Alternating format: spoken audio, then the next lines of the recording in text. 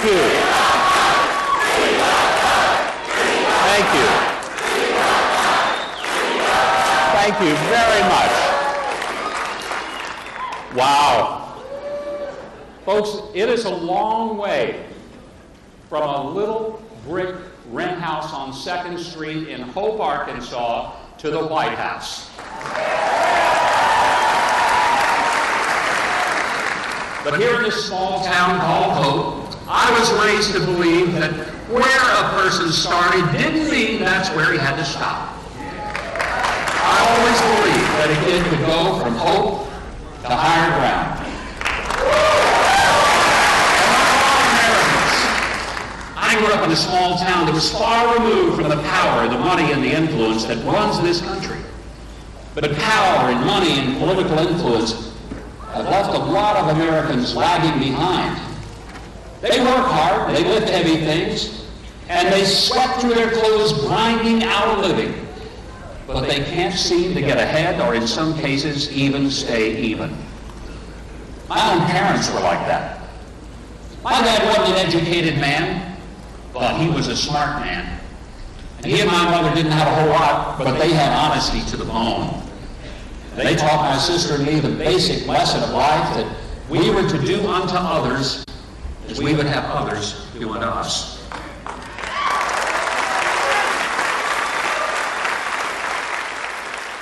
It was here in Hope that I learned how to swim, how to ride a bike, how to read, how to work, and how to play fair. I learned the difference between right and wrong. And I learned that God loves me as much as he loves anyone, but that he doesn't love some more than others.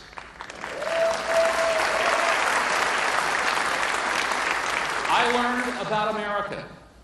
In Miss Mary's kindergarten, as well as at Brookwood Elementary School, I learned the Pledge of Allegiance, the Lord's Prayer, and the preamble of the Constitution. We prayed at the start of each day, and we prayed again before lunch.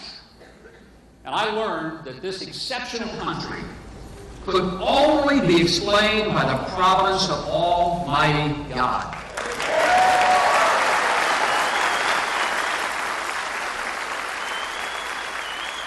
It was here in Hope that I learned how to handle a firearm and a fishing pole. And I spent a lot of hours with both. I got my first BB gun at age 5. It was a Daisy Model 25. I've still got it. It's in mint condition. I learned the basic rules of gun safety, and I never thought about using a firearm to murder someone. I ran trot lines all night at Boat Ark Lake with my dad and grandfather so we could catch catfish that we'd freeze and we'd live off of for weeks. And it was here that I was baptized in the Garrett Memorial Baptist Church after accepting Jesus in a vacation Bible school when I was just 10 years old.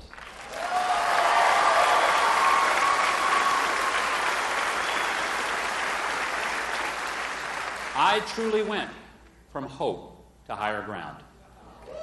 It was here that I met the girl who would become my wife of 41 years and give me 3 children and share what will soon be 5 grandchildren. Now, we knew each other from elementary school, and we started dating our senior year of high school, as she shared. It was also here that I got a job at KXAR Radio at age 14.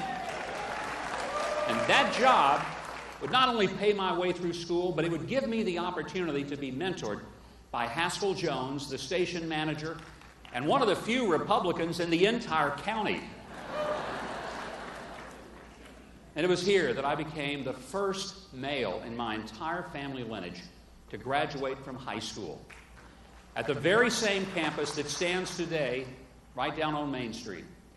And it was from here that I went on to college at Ouachita Baptist University.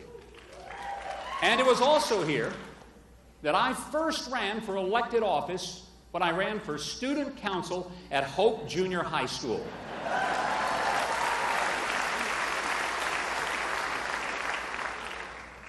So it seems perfectly fitting that it would be here that I announce that I am a candidate for President of the United States.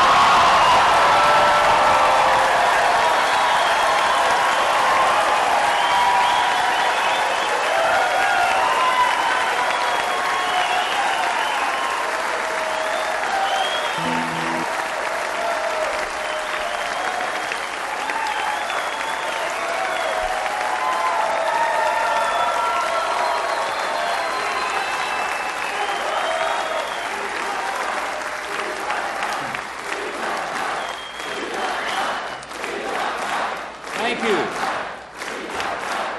Thank you. Well, I'm glad you reacted that way. It would have been a very lonely day had you been quiet. You know, it was 8 years ago that a young, untested, inexperienced, and virtually unknown freshman senator made great speeches about hope and change. But 8 years later, our debt's more than doubled. America's leadership in the world has completely evaporated. And the country is more polarized than ever in my lifetime.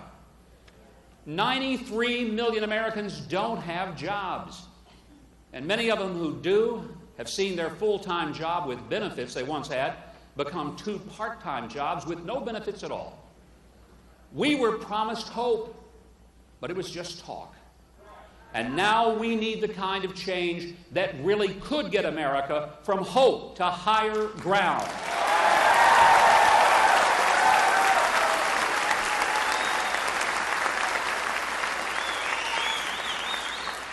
Veterans who kept their promises to America and who have kept us free now wait for months for our country to keep its promise to veterans for basic health care and assistance to cope with the scars of the very wars that we sent them to fight.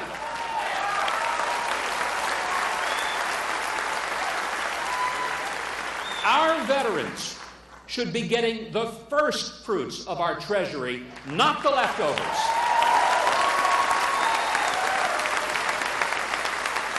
And my friend, when I'm president, our veterans are not going to be left on the streets and in waiting rooms to rot, but they're going to be treated with the dignity that they have earned and deserve.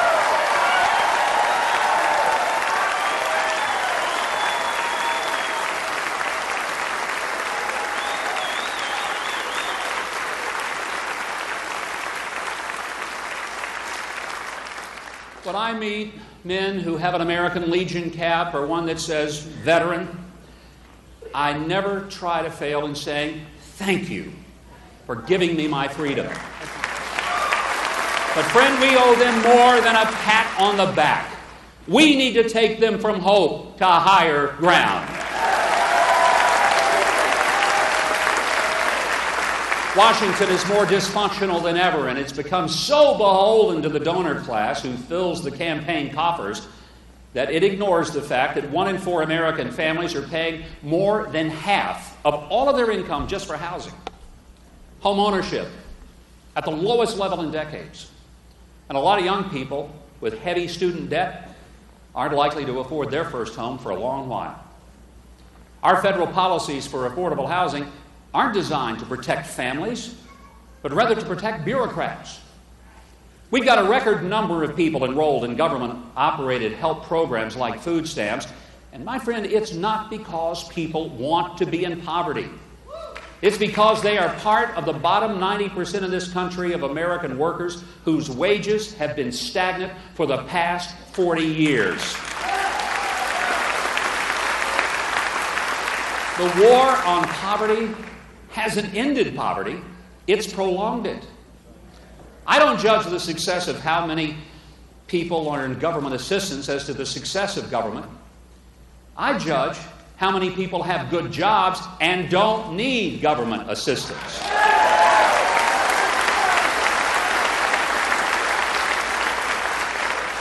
And we don't create good jobs for Americans by entering into unbalanced trade deals that forego congressional scrutiny and then looking the other way as the law is ignored so that we can import low-wage labor, undercut American workers, and drive wages lower than the Dead Sea.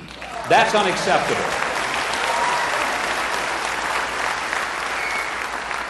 Now, as the governor mentioned a moment ago, I governed in a state that was the most lopsided and partisan in the country. No Republican governor had more Democrats and fewer Republicans. I challenged the deeply entrenched political machine that ran this state. My friend, it was tough sledding. But I learned how to govern, and I learned how to lead. And even in that environment, we passed 94 tax cuts, rebuilt our road system, saw dramatic improvements in student test scores, and fought the corruption of the good old boy system so that working class people would finally be given a fair shake.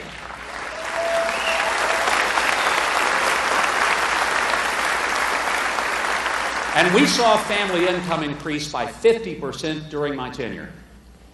Now, there are some who propose that to save the safety nets like Medicare and Social Security, we ought to chop off the payments for the people who have faithfully had their paychecks in pockets picked by the politicians, promising them that their money would be waiting for them when they were old and sick.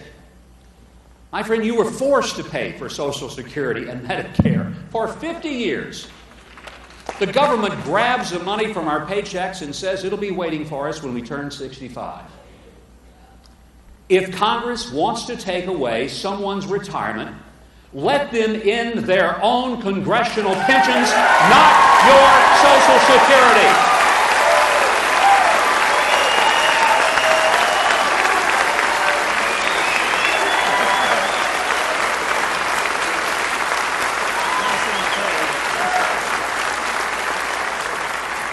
As president, I promise you will get what you paid for.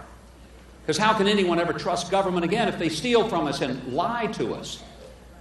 Now, it didn't help when Congress took $700 billion out of Medicare to pay for Obamacare.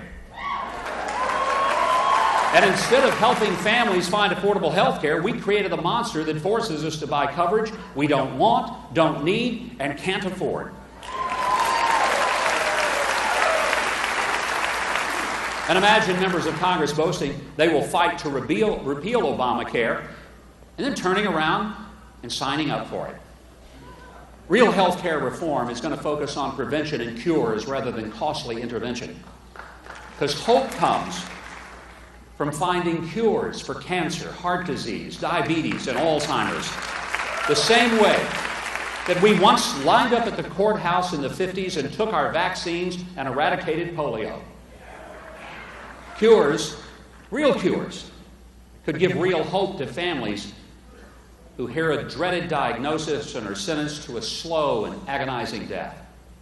Alzheimer's disease alone will cost well over $1 trillion by the year 2050. Focusing on cures instead of treatment saves money, lives, and families. I remember President Kennedy telling us that we were going to send a man to the moon and bring him home within the decade. President Kennedy didn't live to see that come true, but I did. And it made me believe that America could do anything it set its mind to. And as president, I've launched a curative approach to health care and save money and lives, not just save a bunch of government programs. We face real threats from radical jihadism in the form of savage groups like ISIS and state terrorists like Iran. But we put more pressure on our ally Israel to cease building bedrooms for their families in Judea and Samaria than we do on Iran for building a bomb.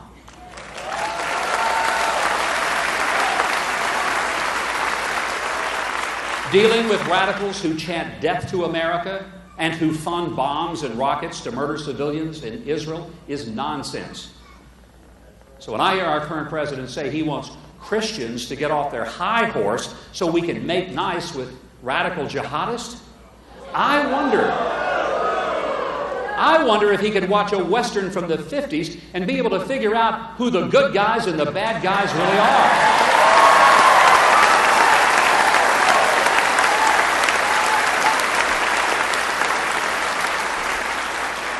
As president, I promise you that we will no longer merely try to contain jihadism. We will conquer it.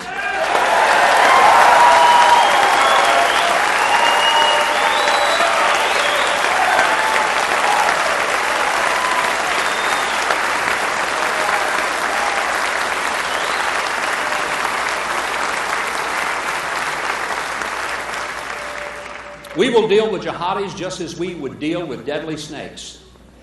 And let there be no doubt, Israel will know, as will the whole world, that we are their trusted friend, and the Ayatollahs of Iran will know that hell will freeze over before they get a nuclear weapon.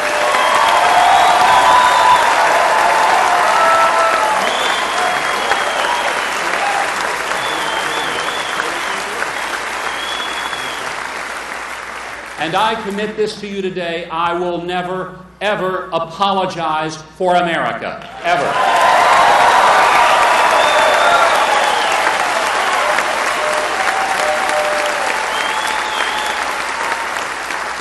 We face not only the threats from terrorism, but also the threat of new kinds of dangers, from a cyber war that could shut down major financial markets, to threats of an electromagnetic pulse from an exploded device that could fry the entire electrical grid and take this country back to the Stone Age in a matter of minutes. And waiting until it happens is too late. But we've lost our way morally. We've witnessed the slaughter of over 55 million babies in the name of choice. And we are now threatening the foundation of religious liberty by criminalizing Christianity and demanding that we abandon biblical principles of natural marriage. Many of our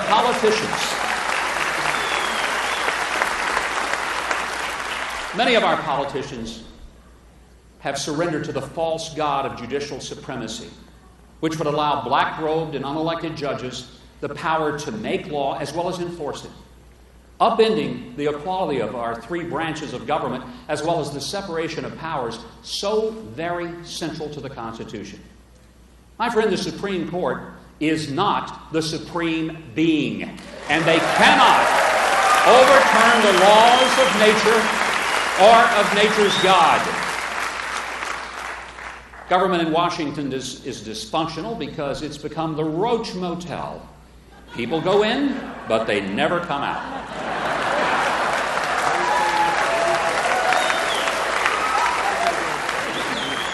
As president, I'll fight for term limits on all three branches of government. That would help return us to the founder's dream that serving the public should be a temporary duty, not a lucrative career with generous pensions and paychecks that aren't available to the very people who pay for them.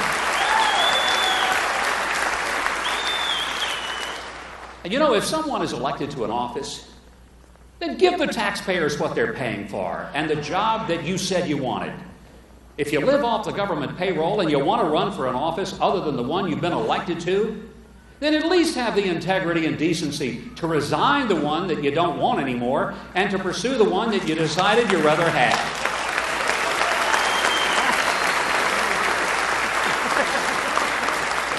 As president, I would take seriously the 10th Amendment. I would actually abide by it. Because power was never intended to be so concentrated at the federal level.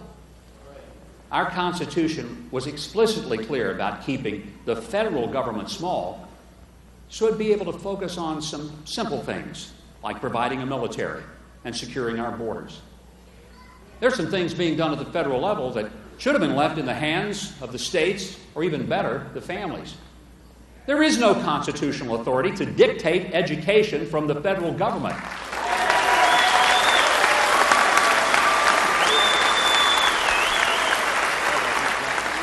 Why even have a federal Department of Education? It's flunked, and it needs to be expelled.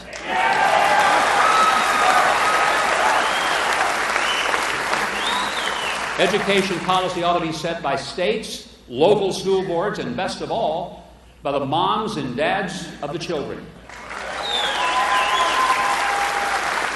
And common sense tells us that the best government is the most local and the most limited. We've supersized the federal bureaucracy, but we've downsized the military and left our borders open and uncontrolled. Yes, we need to address the immigration issues, but not with amnesty. But we need to start by taking control of our own borders.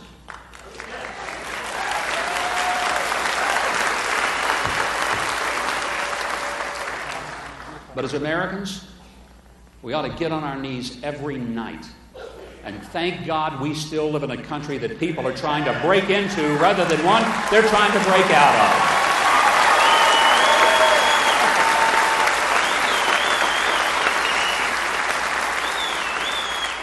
I'm running for president because I know there's a difference between making a speech and making government accountable to the people who have to pay for it. You can't spend money you don't have. You can't borrow money you can't afford to pay back. And the federal government ought to live by the rules that you have to live by, and they should function under a balanced budget law, just like I had to every year I was a governor.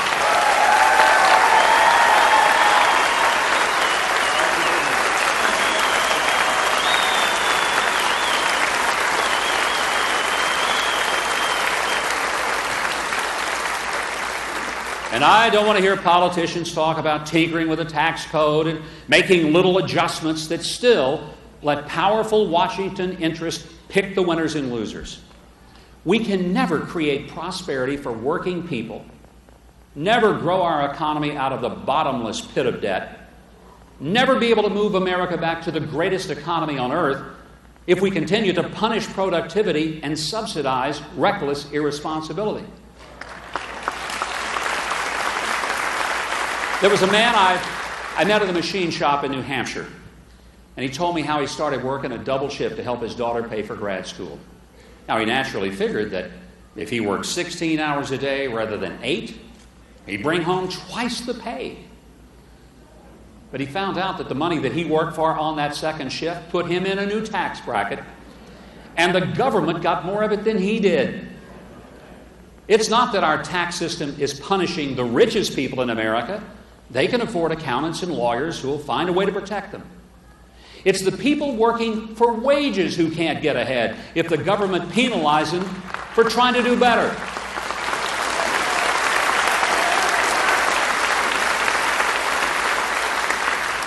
As president, I'll work to pass the fair tax, which would no longer penalize people's work.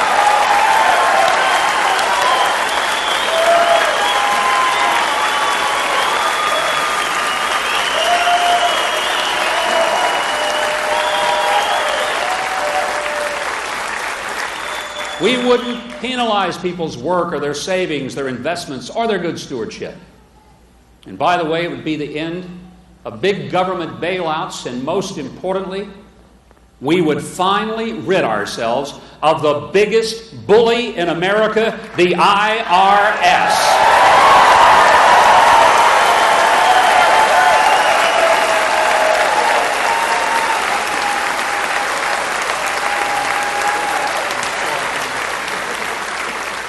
The IRS would disappear, and April 15th would be just another beautiful spring day. Now, the struggle for many families isn't helped when the government solution is fighting over what the minimum wage ought to be. It's a race to the bottom to figure out what the government determines is the least you can make. We need to be promoting the maximum wage, which is set by the worker who's willing to avail himself or herself of training for a job that pays a maximum amount. We will never break the cycle of poverty by pushing people to their minimum wage, only by empowering them to reach their maximum wage. That's how we take people from hope to higher ground.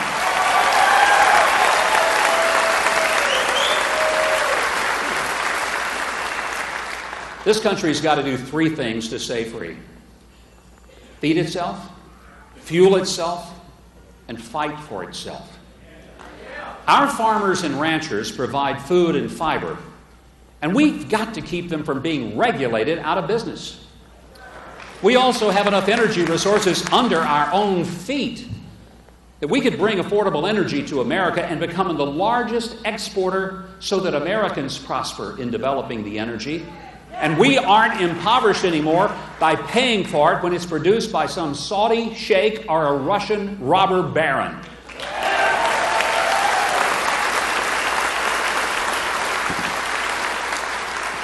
And we need to be able to fight for ourselves by bringing manufacturing back to our communities where we make our own planes and tanks, bullets and bombs. The journey that begins in hope today can lead this nation to higher ground. But I cannot do it without people being my partners. Many who have never been involved in politics before now. I'm going to let you in on a little secret. I never have been, and I'm not going to be the favorite candidate of those in the Washington to Wall Street corridor of power. I will be funded and fueled, not by the billionaires, but by working people across America who will find out that $15 and $25 a month contributions can take us from hope to higher ground.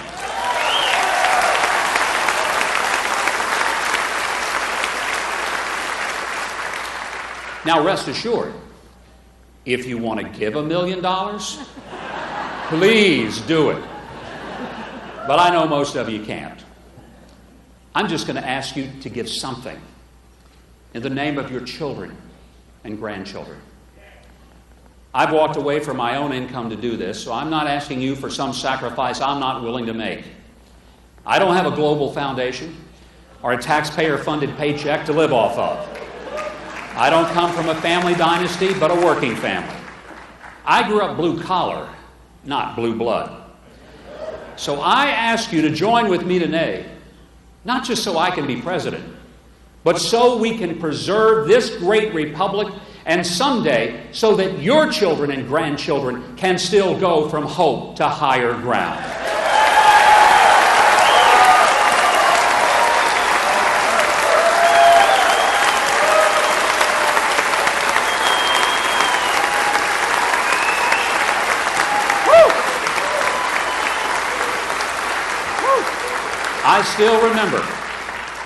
I remember it well when my dad took me to the dedication of the newly constructed Boat Ark Lake just a few miles from here.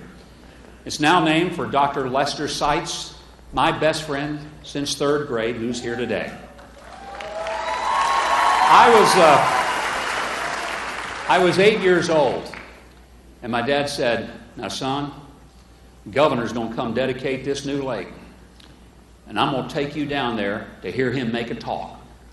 Because, son, you might live your whole life, and you may never get to meet a governor in person."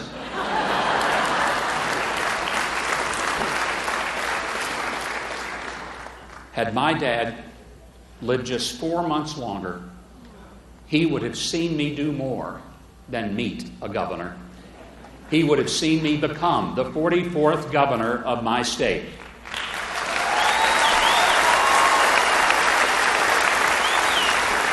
I always wish he could have been there and maybe spent at least one night in the governor's mansion, a place he never thought he'd get close to. But I always wanted to feel that he did see that moment from the best seat in the house.